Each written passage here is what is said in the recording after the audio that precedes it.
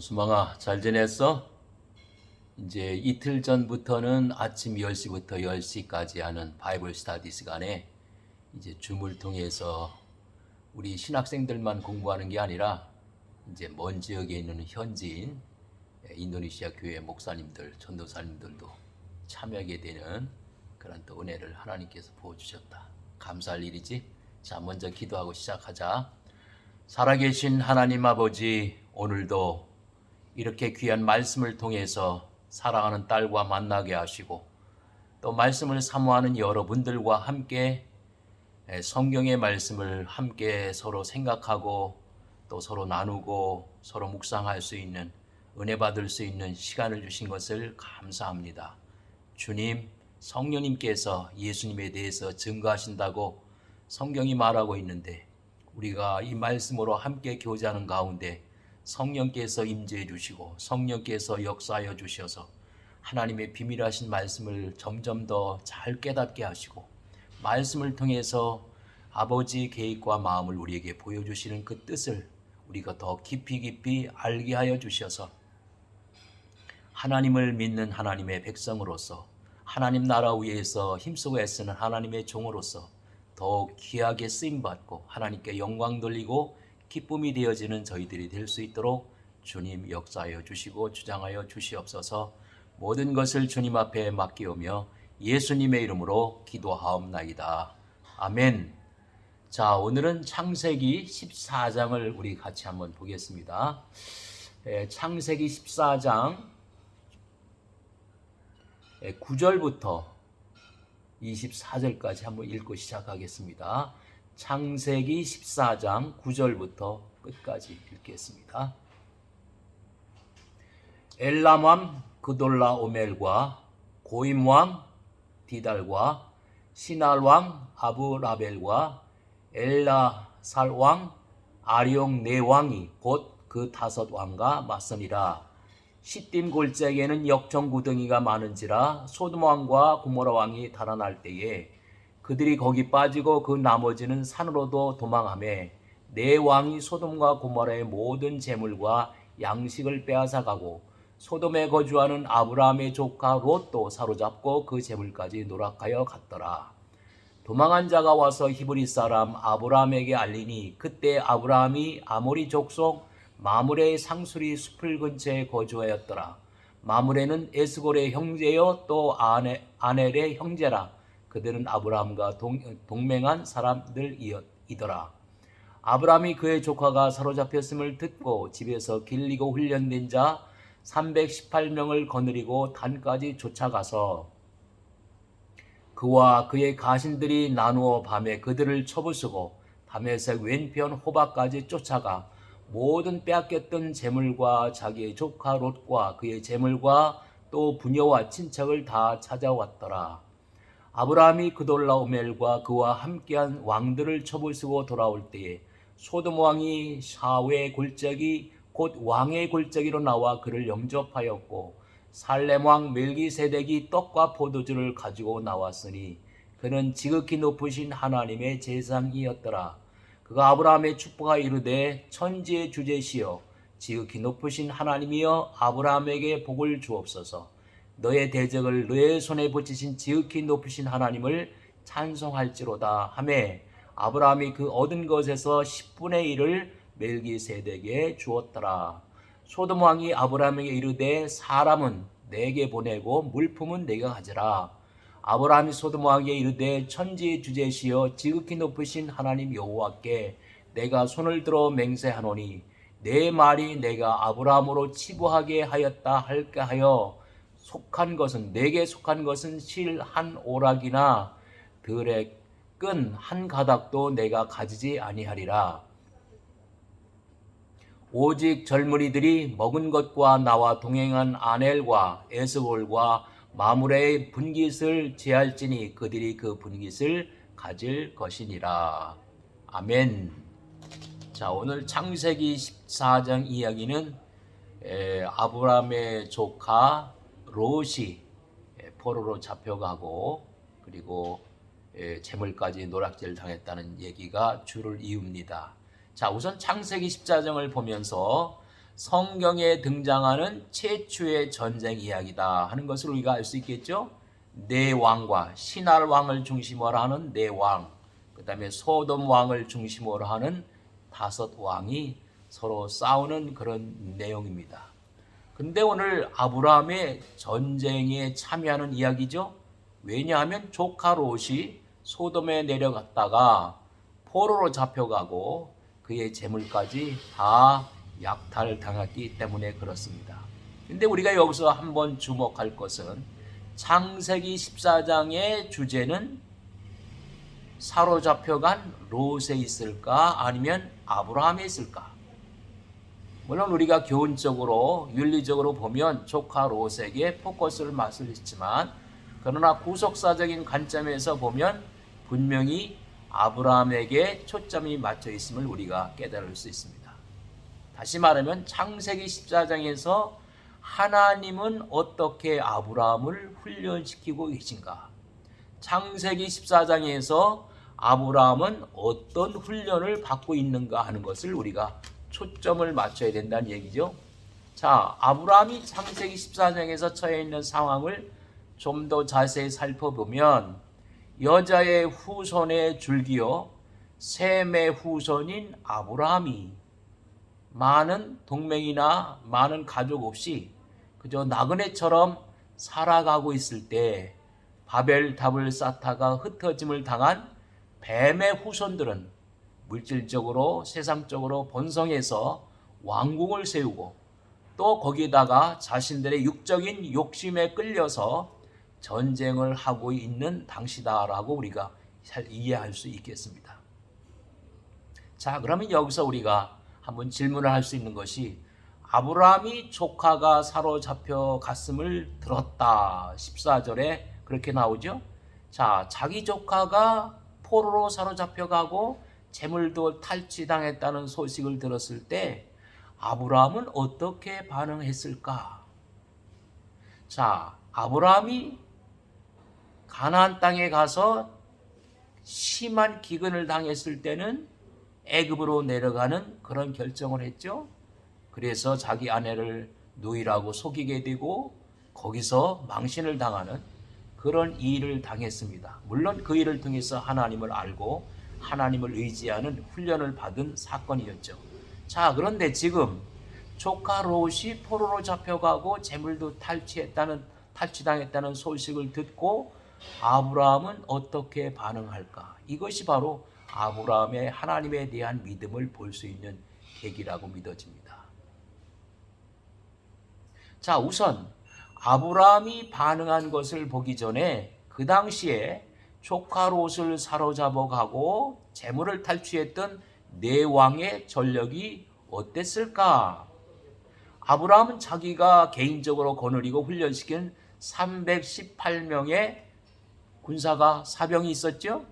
그런데 네 나라의 왕의 전력은 얼마나 되었을까? 뭐 정확하게 나와 있지는 않지만 우리가 상식적으로 보면 아브라함이 거느리고 있는 318명보다 비교가 되지 않을 만큼 많은 군사와 무기를 갖고 있었을 것이다 라고 생각해 볼 수 있죠. 자, 그렇다면 객관적으로 보면 아브라함의 전력이 아브라함의 힘이 훨씬 열세다라는 것을 우리가 볼 수 있겠습니다. 근데 성경에 보면 밤에 자기의 군대를 거느리고 쫓아가서 쳐부수고 자기의 조카 롯을 구하고 그 가족들과 재물을 다시 탈취해서 돌아왔다. 그렇게 성경은 말합니다.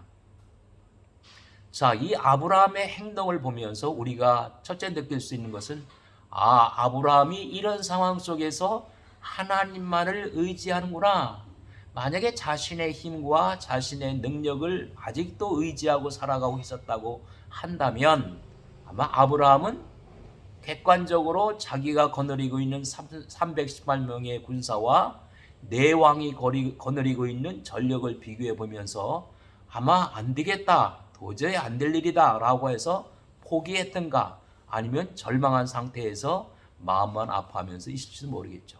근데 그 조카 롯의 소식을 듣자마자 자기 군대를 거느리고 즉각적으로 신속하게 과감하게 멈칫거림도 없이 행동했던 것을 보면 그가 하나님을 의지하고 있구나.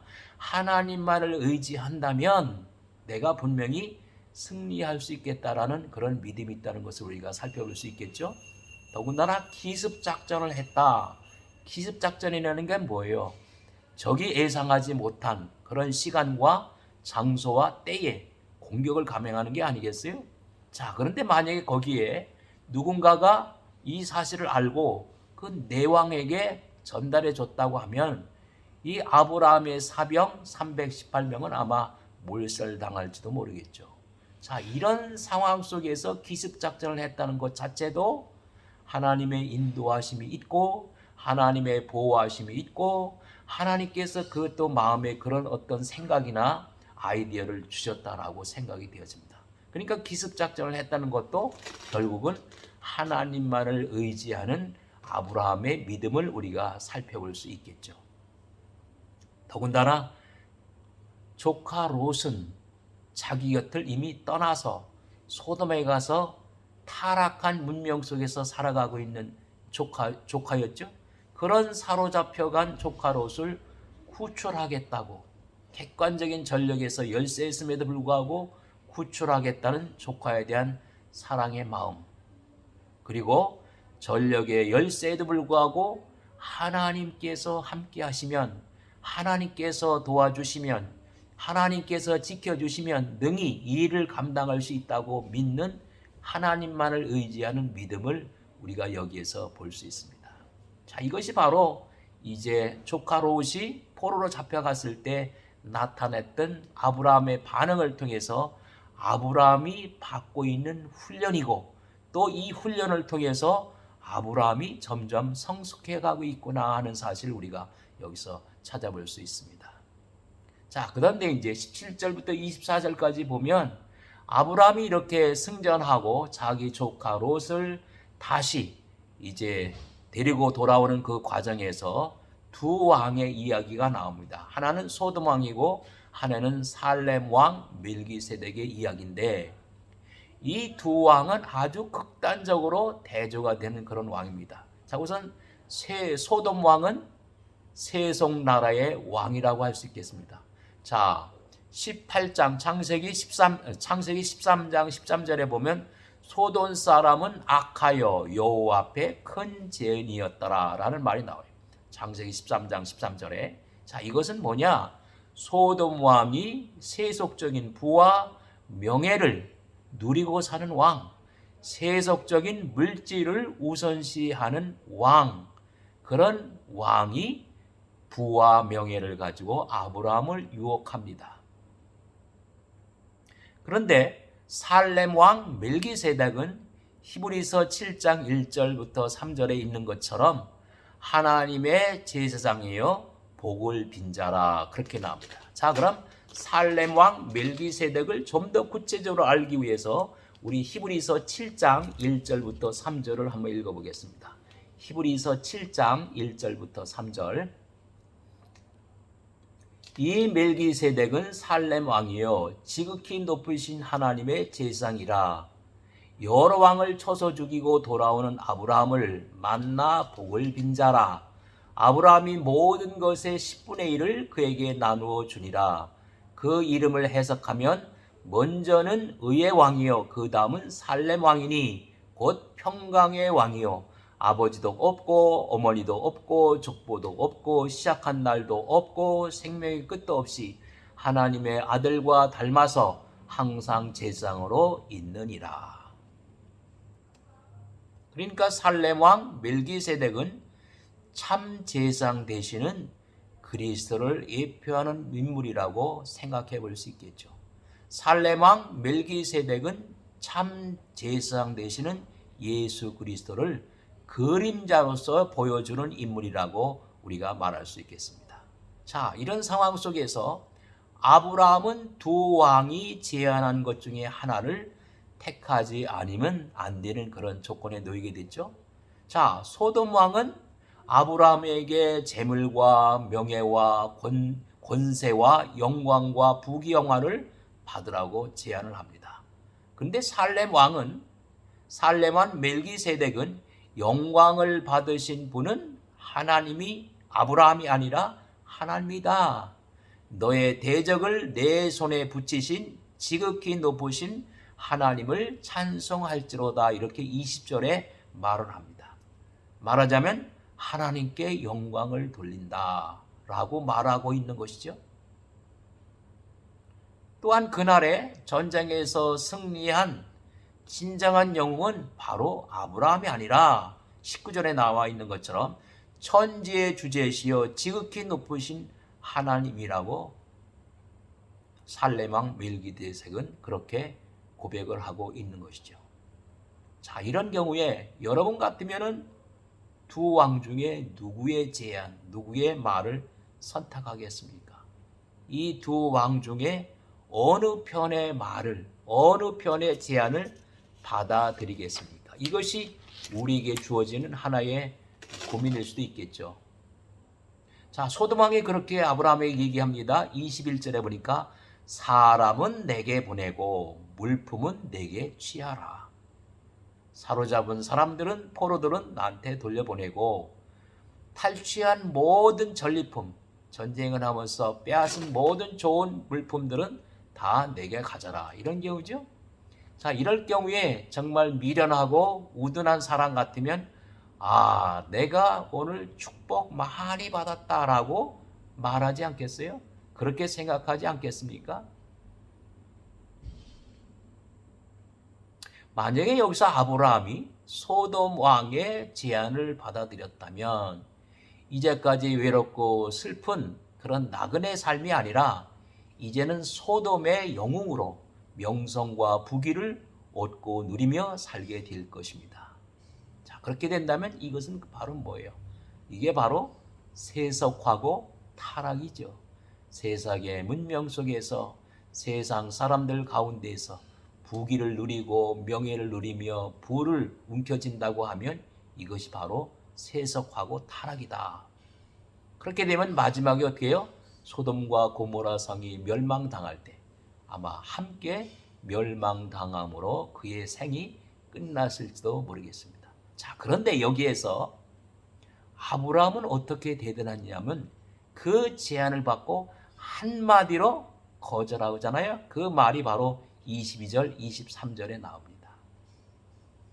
자, 여기서 아브라함의 그 세상적인 물질과 명성과 부귀에 대한 제안을 한 칼에 거절하는 것을 보면서 뭐가 생각나느냐?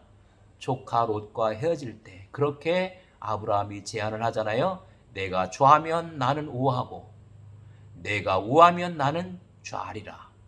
자, 우선권이 자기에게 있음에도 불구하고 우선권을 선택할 수 있는 우선권을 자기 조카 롯에게 넘겨주는 포기했던 아브라함이 왜 그렇게 포기합니까?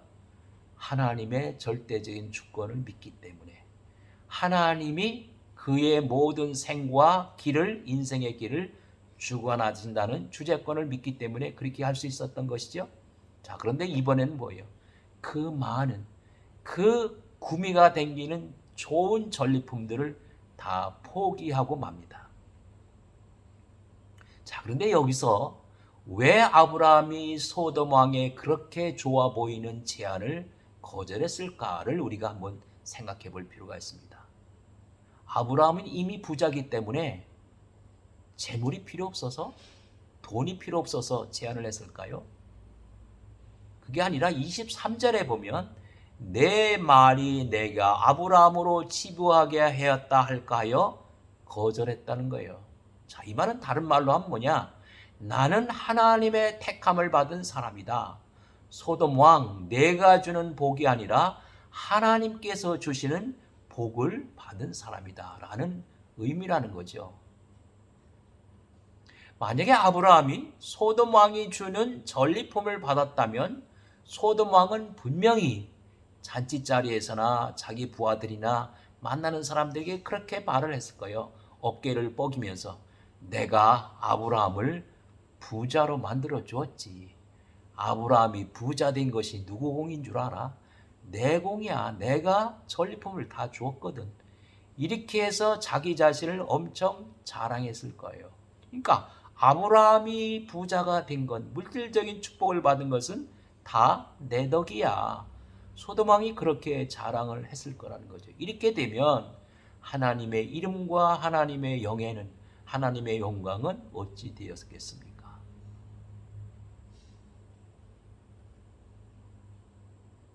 자, 그러면 얼마 전에 애굽에 내려가서 아내 사례를 누이하고 속이고 바로에게 내어준 대가로 아브라함이 받은 게 있죠. 양과 소와 노비와 암수 나귀와 약대를 얻었더라. 12장 16절에 그렇게 나오죠. 그때의 아브라함의 믿음과 지금의 아브라함 모습이 얼마나 다른가, 많이 달라졌는가를 우리가 찾아볼 수 있죠. 자, 나아가서 아브라함은 전쟁에서 승리해서 자기 조카 롯을 되찾은 것뿐만 아니라 이 재물과 명예를 통해서 아브라함을 공격해 오는, 시험에 오는 사단의 유혹에 대해서도 승리했다라고 말할 수 있는 것이죠.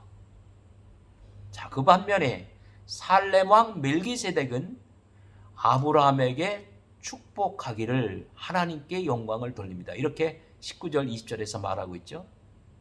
그런 후에 아브라함에게 떡과 포도주를 줍니다. 그리고 축복받은 아브라함은 그 얻은 것에서 10분의 1을 멜기세덱에게 주었더라. 그렇게 20절에 나오죠. 자, 이걸 보면 성경에서 11조가 처음으로 등장하는 부분이 바로 여기죠. 이것은 바로 뭐냐? 10분의 1을 멜기세덱에게 주었다는 얘기는 바로 아브라함의 신앙 고백이죠. 11조를 보통 물질적인 축복과 결합해서 생각하는 경우가 많은 것인데, 사실은 뭐 틀린 얘기는 아니지만 낮은 차원의 이야기죠. 자, 11조를 드린다는 말의 의미는 뭐예요? 11조를 드린다는 말은 하나님께서 나의 주가 되시고 내 가정의 주가 되시고 내가 하는 모든 일의 주재권이 하나님께 있음을 인정하는 것이잖아요. 그리고 10분의 1을 통해서 마음으로 전체를 드린다는 하나의 신앙 고백이 11조죠.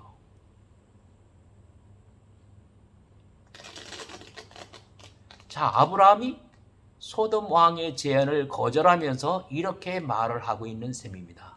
내가 마땅히 전리품을 취할 권리가 있지만 만일 그렇게 한다면 소돔 왕이 분명히 뒤에 가서 내가 아브라함으로 부자 되게 했다라고 말할 테니까, 그렇게 되면 나를 축복해 주신 하나님께 돌려야 할 영광이 일개 소돔 왕에게 돌아갈 것이 아니냐.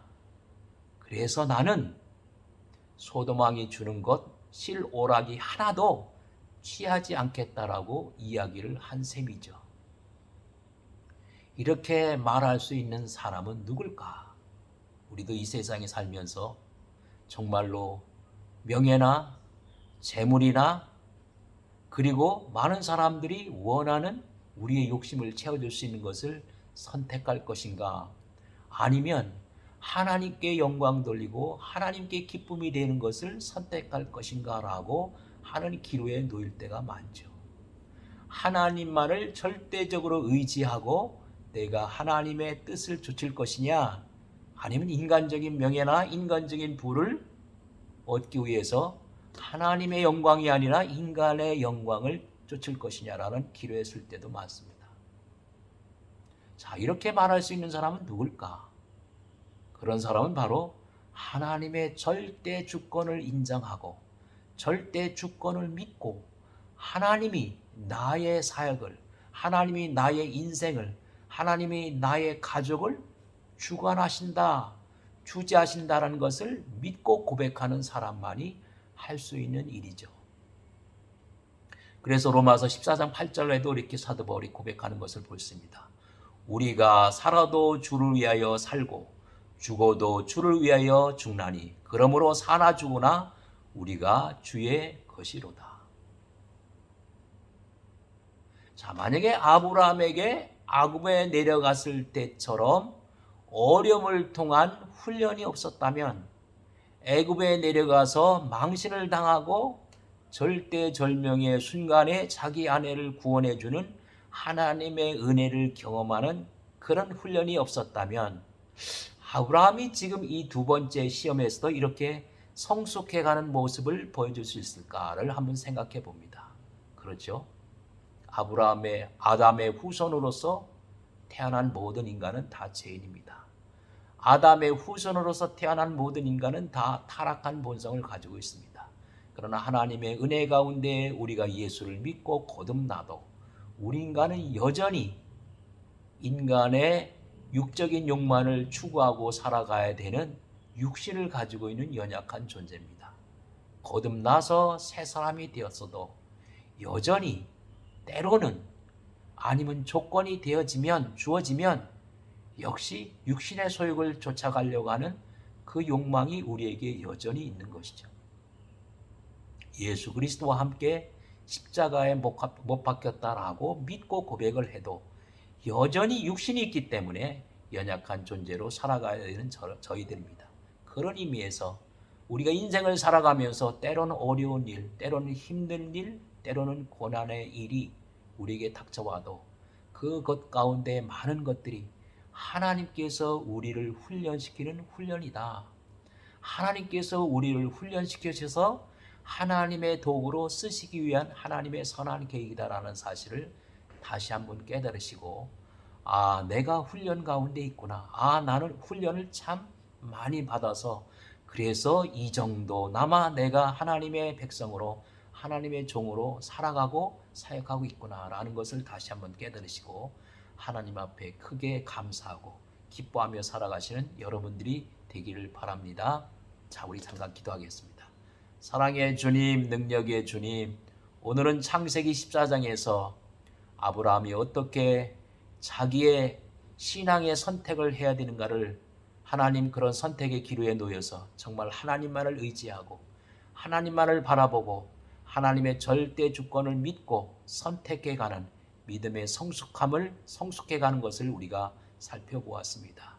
주님, 우리가 하나님 나라의 백성으로 하나님의 종으로 날마다 더욱 성숙하게 하게 하시고, 그리하여 하나님 앞에 영광 돌리는 하나님 나라의 백성, 하나님께 영광 돌리는 사역을 감당함을 통해서 하나님 앞에 기쁨이 되고 하나님께만 영광 돌리는 저희들이 될 수 있도록 도와주시옵소서. 감사하며 예수님의 이름으로 기도하옵나이다. 아멘.